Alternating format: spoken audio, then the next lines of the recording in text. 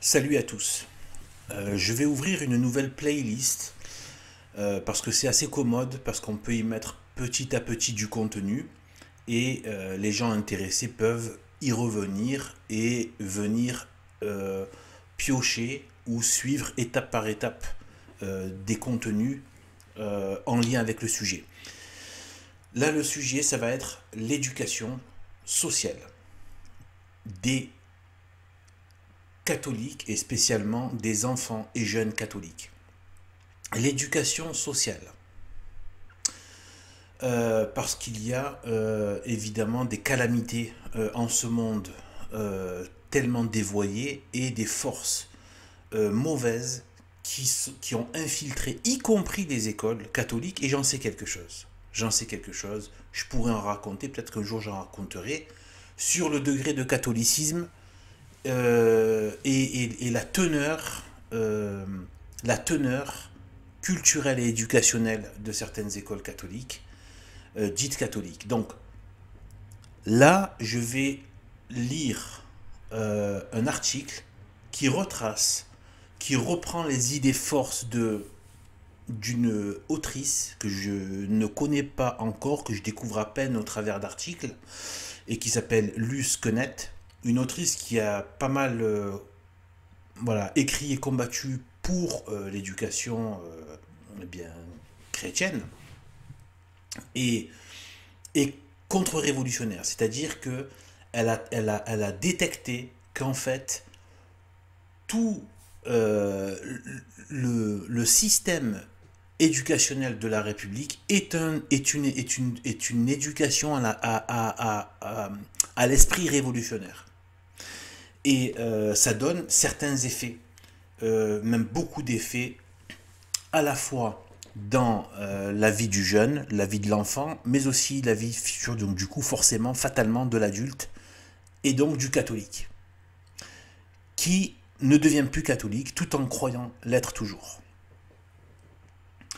Eh bien, là, je vais vous lire le passage, l'article.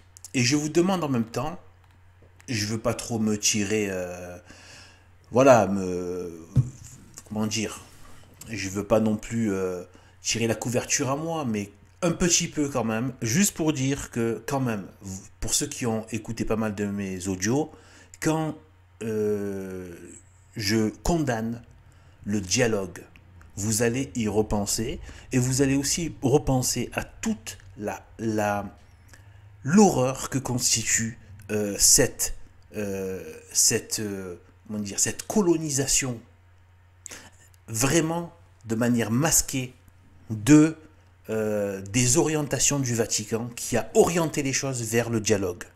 Et là, avec cet article, vous allez voir à quel point c'est d'une perversité inouïe. Donc, on commence. Alors, comment lutter efficacement contre les idées révolutionnaires? Alors, c'est un article que j'ai pris sur christeroy.over-blog.com.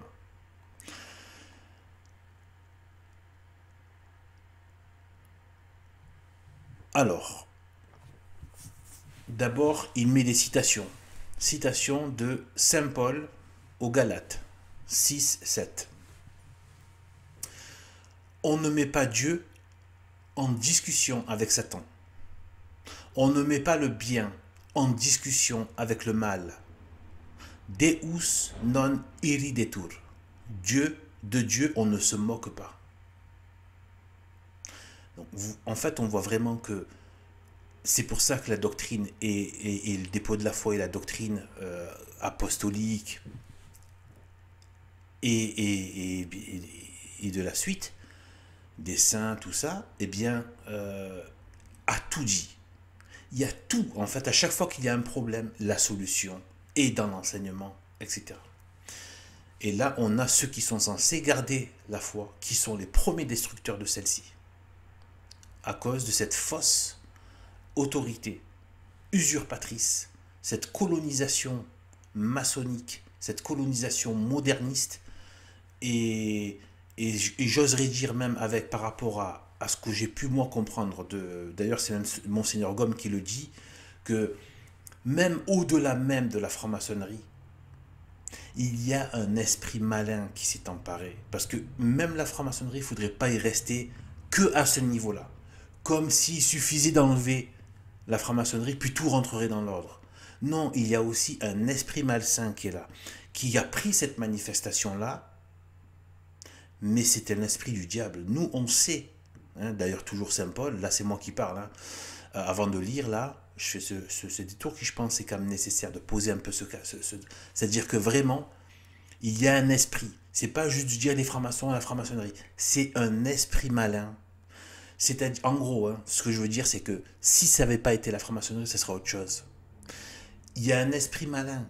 Et Monseigneur Gaume, qui ne fait pas dans la dentelle, qui n'a pas fait dans la dentelle, qui n'a pas épargné les révolutionnaires, il a fait tout un livre qui est très long, mais qui a, bon, on peut en retrouver quand même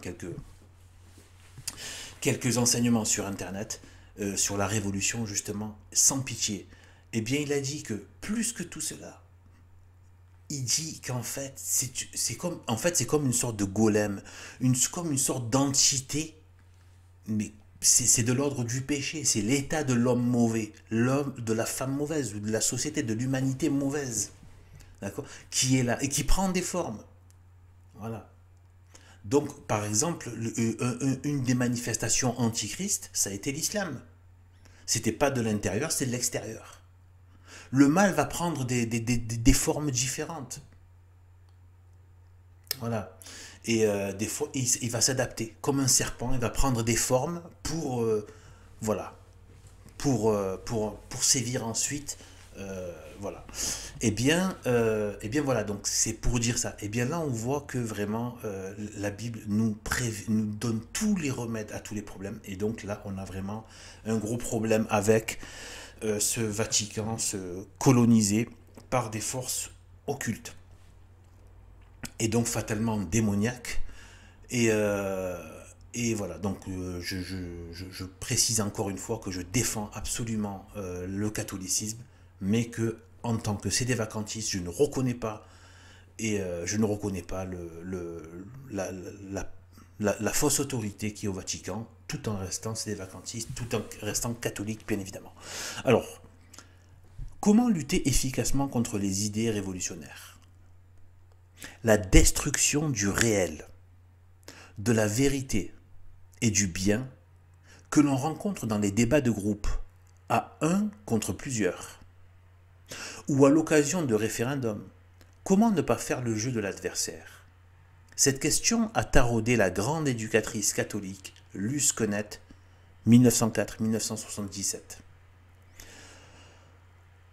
Auteur de L'éducation de la pureté, son livre, qu'il faudra bien sûr lire. L'éducation de la pureté, 1974, qui se demandait comment lutter efficacement contre ce qu'elle appelait l'engrenage révolutionnaire. L'engrenage révolutionnaire peut être défini comme un mécanisme tendant à faire accepter la règle du jeu révolutionnaire qui met en balance dans une discussion, dans un débat de groupe, le bien et le mal, Dieu et Satan. Peu importe le fond des idées, la qualité des arguments, seule compte la participation au jeu, débat ou référendum, qui aboutit à l'acceptation subliminale des idées révolutionnaires. Pour peu que l'unique défenseur de la vérité soit maladroit, ou par le seul fait que la question antichrétienne soit soumise au vote. Cette grande éducatrice, en avance sur son temps, avait déjà compris que la révolution fonctionnait comme une machine. Les idées n'importent plus, mais le mécanisme de la machine. CF, donc référence, c'est dans Principe du moteur de la révolution. Comment lutter efficacement contre l'engrenage révolutionnaire? La révolution est un tout, intrinsèquement pervers. C'est un engrenage impardonnable, une destruction du réel sans rémission. De même que l'esprit chrétien peut habiter tout entier dans la plus humble des actions, ainsi tout l'esprit de la subversion habite dans la plus insignifiante en apparence de ses démarches. C'est Luce Connet qui parle. Le but de la technique révolutionnaire, ce n'est pas de convaincre, c'est de faire accepter la règle du jeu, c'est-à-dire le moyen. C'est très important ce qu'elle vient de dire là. Je vais le répéter et repenser à ce que je vous dis par rapport au dialogue. Refusez le dialogue, refusez les interviews, refusez les débats, refusez de parler avec l'ennemi. Refusez de parler, on ne discute pas avec l'ennemi. Rappelez-vous Jésus-Christ. Avec les démons, il ne discutait pas. Et avec les pécheurs, il leur enseignait. Il n'était pas en train de mettre à égalité le contenu des pécheurs, le contenu des idolâtres, le contenu des déicides et échanger, dialoguer, débattre. Non, non, non. Il l'enseignait ou alors il l'ordonnait. Voilà. Et j'ose le dire, le catholicisme a une autorité de fait. Et le catholicisme est de Dieu. C'est la seule religion de Dieu. D'ailleurs, c'est la seule religion tout court. Elle est de Dieu. Elle est bonne. Maintenant, plus en termes d'exégèse, on a l'histoire. Je renvoie au credo de Monseigneur Gaume. On a l'histoire de l'Église catholique qui est un véritable miracle et qui en plus plaide. L'histoire même du catholicisme plaide que c'est la religion du bien, que c'est la religion de Dieu, que c'est la religion de la morale, de la chasteté, de la pureté, du bien, de l'harmonie, du respect de la femme, du respect des enfants. Les hôpitaux, les écoles, la charité, les bonnes œuvres, etc., etc., etc. La non-violence, etc., etc., etc., même contre des ennemis. Donc on a maintenant l'histoire, sauf bien évidemment quand les ennemis viennent avec des armées entières pour vous décimer. Forcément, là il fallait se défendre. Et les chrétiens se sont bien défendus, avec l'aide bien sûr de la très sainte Vierge Marie. Eh bien, et donc de Dieu forcément. Et donc, voilà, il n'y a pas de dissonance entre, voilà, puisque Sainte Marie reflète parfaitement, voilà, Dieu lui fait confiance parfaitement, parce qu'elle est complètement conforme à sa volonté. Donc, mais il aime sa médiation. Ainsi soit-il, et c'est merveilleux. Eh bien, voilà. Eh bien, on a la preuve, donc, que le catholicisme est la religion de Dieu, maintenant. On a le Saint-Suaire, on a les miracles. C'est pas les autres cultes. Ils sont où les corps incorruptibles? Chez les bouddhistes, les juifs, les musulmans, des vaudous, que sais-je, ou des amérindiens, ils sont où? Sont où les guérisons miraculeuses chez ces gens-là? C'est la religion de Dieu. On a une autorité. On a l'autorité, pas dans le sens de l'orgueil, mais c'est une autorité de fait. La doctrine catholique a une autorité de fait maintenant. Et l'histoire de l'Église, dans sa grandeur spirituelle et dans ses manifestations terrestres, démontre, voilà, qu'est-ce que la théologie juive, islamique, bouddhiste à côté de la théologie chrétienne? C'est rien du tout. On le sait, c'est juste que ça a été occulté. Mais qu'est-ce qu'on peut mettre à côté de saint Thomas d'Aquin? Qu'est-ce qu'on peut mettre à côté de saint Ambroise? Qu'est-ce qu'on peut mettre à côté de Tertullien? Qu'est-ce qu'on peut mettre d'autre à côté de saint Augustin? Qu'est-ce qu'on peut mettre d'autre à côté de saint Bernard? Et j'en passe des très grands théologiens. Qui on peut mettre d'autre? Chez les juifs, chez les musulmans, chez les bouddhistes, chez les modernistes, chez les républicains. Qui on peut mettre? Personne n'est de taille. D'accord? Que ce soit dans les manifestations spirituelles, théologiques ou terrestres, la société catholique, ça dépasse en tout. On n'a pas à venir discuter et en plus devenir les clowns de ces gens-là, juste par la seule présence. Il faut refuser le monde, refuser ces méthodes. Passons pour intégristes s'il le faut. On s'en fiche. De toute façon, ils vous traqueront. Tant que vous n'aurez pas renié, ils vous traqueront. Intégriste ou pas. Même si tu fais le clown, ils vont continuer à te cracher dessus tant que tu te définis encore comme cela. Même si tu n'as plus que le nom. C'est pour dire. Donc je répète, le but de la technique révolutionnaire, ce n'est pas de convaincre. C'est de faire accepter la règle du jeu, c'est-à-dire le moyen. Le but n'est pas de nier, ni d'affirmer, mais de former dans les esprits la conviction que tout ce qui se dit n'est et ne peut être que l'opinion de l'individu qui s'exprime. Et on sait tous, oh ça c'est... Oui, tu as le droit de penser ce que tu veux, ouais, tu peux penser ce que tu veux, chacun pense ce qu'il veut. Et même chez les traditionalistes, on a encore ce genre de choses-là. C'est dire à quel point cet esprit révolutionnaire s'est infiltré dans les interstices de notre pensée, en fait. Et ce côté, voilà, chacun pense ce qu'il veut, ce n'est que ton avis, etc. Et cette espèce de subjectivisme.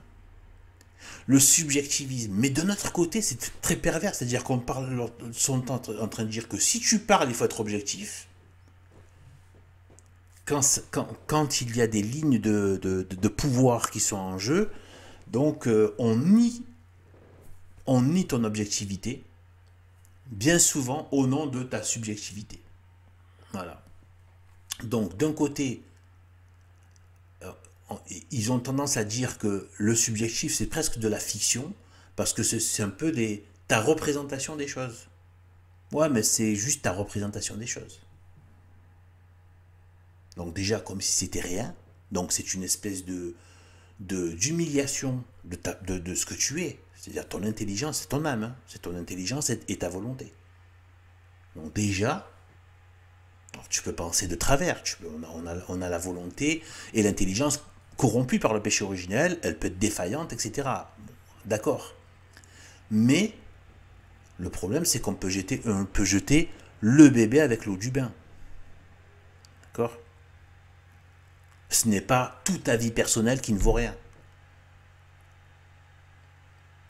Parce que c'est comme ça qu'on a éradiqué le bon sens. Ouais, mais le bon sens, ouais, bon, c'est pas scientifique, c'est pas objectif. Donc pas de bon sens. Voilà.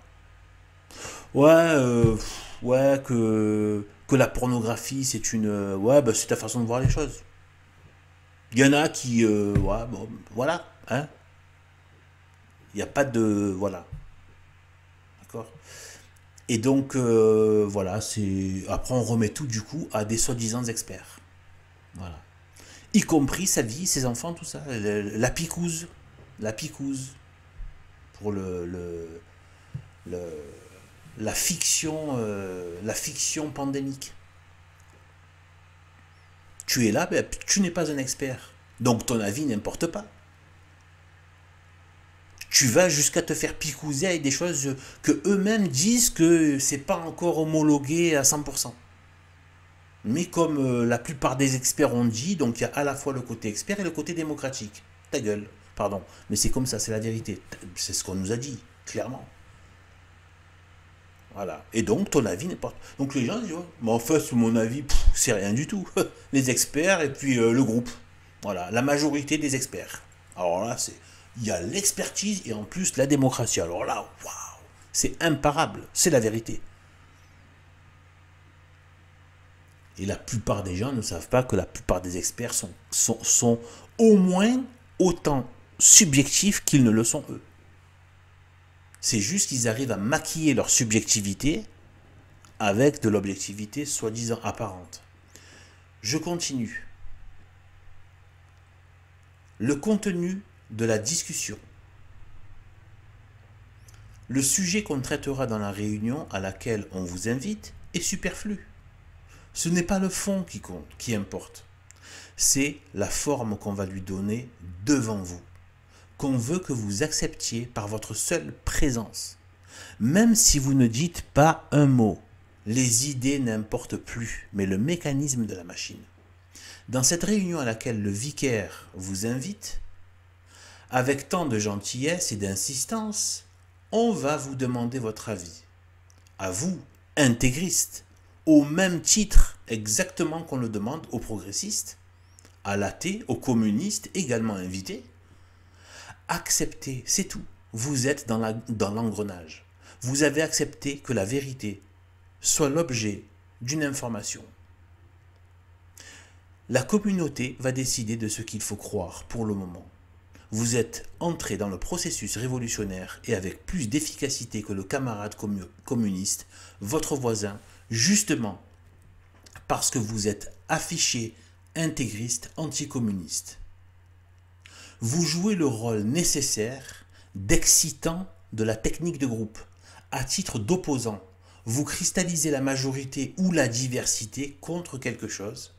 C'est ce quelque chose de réel que vous prétendez représenter qui assaisonne la fade dilution des opinions individuelles.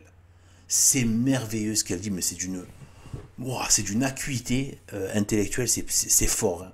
Je dois le relire. Vous cristallisez, donc en participant, donc repensez à tous ces pitres du Front National qui ont passé des décennies là, à jouer le rôle du méchant. Vous voyez pourquoi les gauchistes n'arrivent jamais à rester entre gauchistes sans parler de fachos.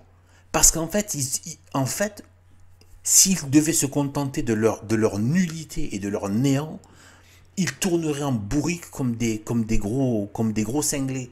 Donc en fait, pour se donner une espèce d'existence, de réalité, ils ont besoin d'aller inventer s'il le faut, ou de s'attirer, ou d'aller chercher n'importe quoi qui puisse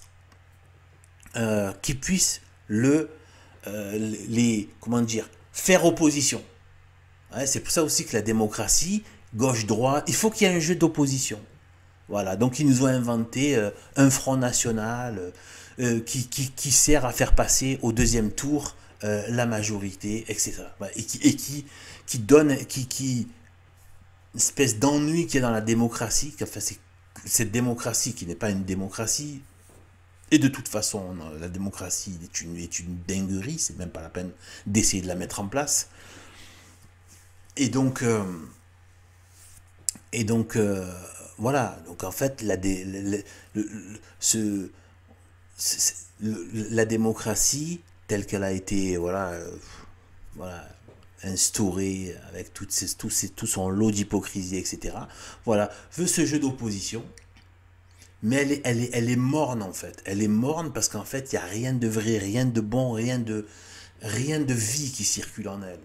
Il n'y a que de la mort. Il y a la mort des individus, la mort des groupes, etc. Donc ils ont besoin de s'inventer un Front National, des fachos, des intégristes, des nazis.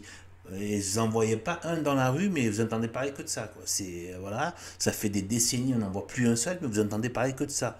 On vous met des films, on ressort le passé, on habite votre esprit avec quelque chose qui va être cet excitant dont elle parle. Vous cristallisez la majorité ou la diversité contre quelque chose. C'est ce quelque chose de réel que vous prétendez représenter qui assaisonne la fade dissolution des opinions individuelles. Résultat, donner à l'auditoire l'impression que la volonté communautaire se dégage, c'est-à-dire authentique fruit révolutionnaire. Le dialogue a dilué, la vérité n'a plus de définition. Je répète, résultat, donner à l'auditoire l'impression que la volonté communautaire se dégage. En gros, du coup, c'est à chaque fois, le débat donne l'illusion que la volonté de ce groupe qui a été formé, elle dit entre guillemets, se dégage, c'est-à-dire à exprimer quelque chose. Et donc ça donne une réalité, mais elle n'a pu être là, et c'est pour ça qu'ils passent leur temps à amener des gens, des opposants, qui sont leurs pitres en fait, les Jean Messia, comment ils s'appellent, Florian Philippot, les Dupont-Aignan, c'est leur pitre, ils ont besoin de ça, des Éric Zemmour, etc. C'est ce qu'ils veulent. Ils veulent de ça. Et ils font en sorte que vous allez perdre de toute manière, rien que par votre présence, et en plus on vous détruit en mettant l'animateur et une grande majorité d'invités contre vous. Et en plus ça montre que la majorité a eu raison de cette réalité, et donc elle a raison. C'est catastrophique. Vous avez non seulement... bref, pas trop commenter. Je commente pas mal, mais c'est tellement fort. L'absence. User des moyens de la révolution, c'est déjà lui appartenir. La révolution ne demande pas autre chose de ses opposants que de lui faire la politesse, la gentillesse, voire la charité, de venir contester contre elle. C'est que l'opposition à l'intérieur de son terrain est vivifiante pour la révolution. Je vous invite chez moi. Rite vital, obligatoire de la révolution. Voilà pourquoi on vous invite. Voilà pourquoi on invite des opposants au débat, ou même des faux opposants. On invite. On se dit, mais comment ça se fait qu'ils ne laissent pas s'exprimer ça? Parce que, mais eux, ils ont codifié, ils ont fait en sorte que ça foire, mais en plus, le simple fait de venir déjà, c'est déjà donner raison, comme elle l'explique, que ce que vous portez est un sujet de débat, et donc est une information comme une autre, et donc oui, ça peut être autre chose, votre truc ou pas, ça peut être autre chose. Voilà.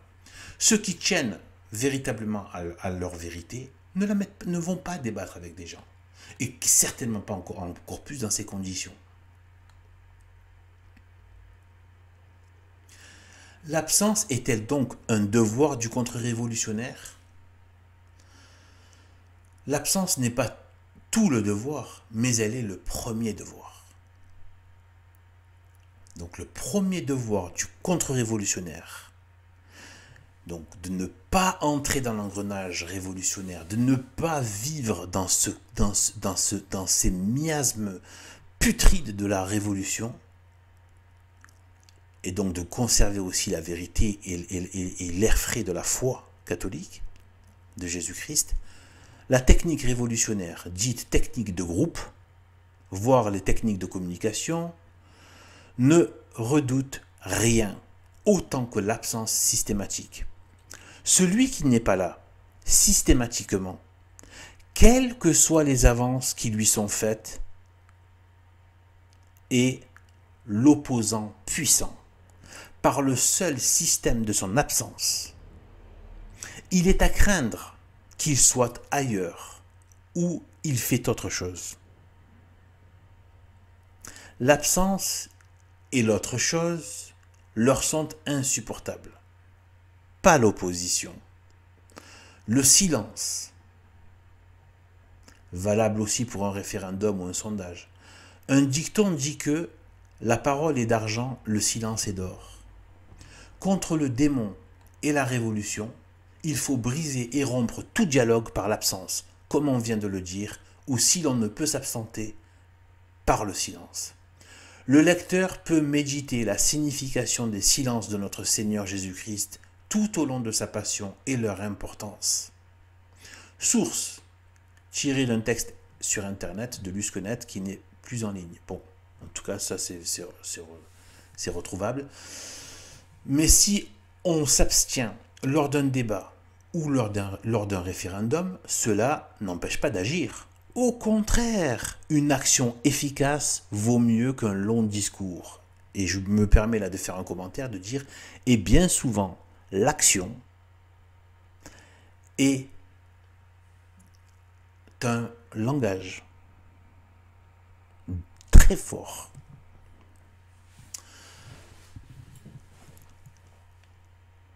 Exemple numéro 1. Un catholique traditionnaliste qui continue d'aller à sa messe, entre guillemets, intégriste, vilipendé par les médias et qui ne cherche pas à débattre. Exemple 2. L'Église qui continue de prôner la culture de vie contre la culture de mort, en dépit des invitations à débattre des médias officiels. Donc repensez là à tout ce qui est les valeurs actuelles, le boulevard Voltaire, Charlotte Dornelas, etc., etc., qui fait des dégâts monstrueux en jouant ce jeu de la tradie qui vient défendre l'honneur catholique, etc. Non, non, non, non, non. En fait, faut sortir, sors du game, sors du jeu, du vent. Faut sortir de tout ça. Laissez-les pourrir entre eux, en fait. Laissez-les pourrir entre eux. Alors, malheureusement, il y aura toujours des gens qui, par envie de paraître dans les médias, par envie de vendre des bouquins, par envie de se faire une vie sociale, de ne pas renoncer au monde, etc., eh bien, sont prêts à vendre père et mère pour avoir leur quitte à se faire trucider dans des médias adverses complètement pervers et où les dés sont complètement pipés, où on vous met que dans des pièges dès le démarrage, même avant même le débat, vous êtes déjà piégé, ou le dialogue, ou l'invitation, ou l'interview qui est complètement orientée, etc. etc.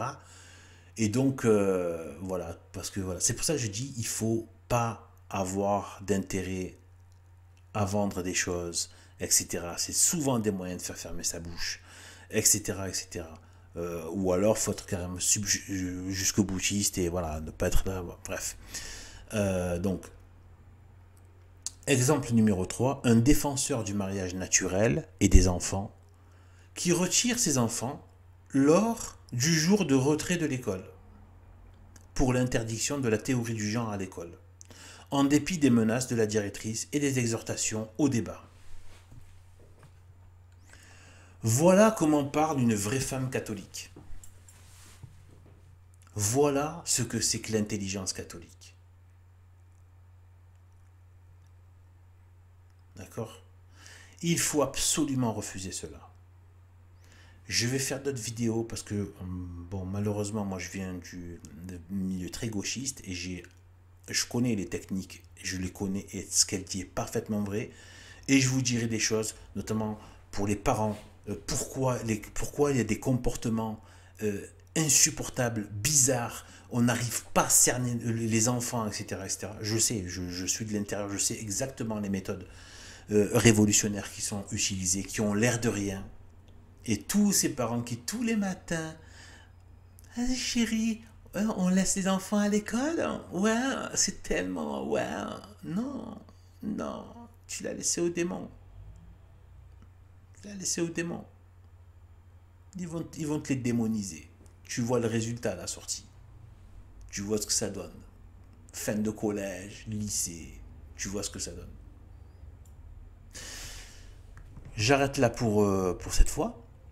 Et bien, à bientôt pour ce genre d'autres vidéos et audios concernant l'éducation sociale catholique. Et il y a grand besoin de ce genre de sources. Voilà. Allez, à bientôt.